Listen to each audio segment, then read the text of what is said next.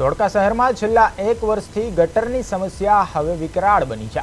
Thakorvas, બામણપીઠ, lucky ચોક, ગનીપુર સહિતના અનેક વિસ્તારોમાં ગટરના ગંદા પાણી રસ્તાઓ પર ઉભરાતા સ્થાનિક લોકો ભારે હાલાકી ભોગવી રહ્યા છે।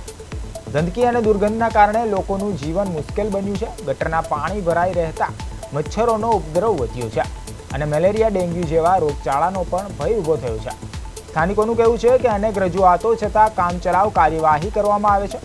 વરસાદી સિઝન નજીક હોવાથી સમસ્યા વધુ ગંભીર બને તેવી શક્યતા વચ્ચે લોકોની કાયમી ઉકેલ માટે માંગ છે।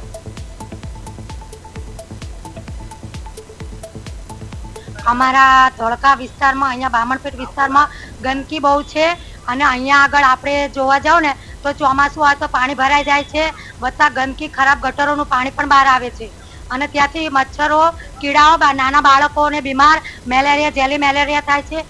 આવી ગંદકી ઘણા બધા વિસ્તારમાં છે ધોળકામાં।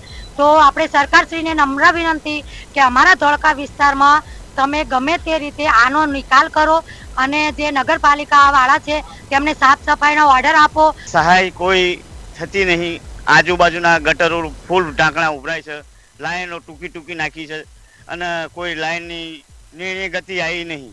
લાઈનમાં કોઈ પાણી ચડતું નથી। એ લાઈનમાંથી બહાર ઉભરાઈને બધું માણાના ઘરમાં વિકાસનો મામલો અવરો થાય છે।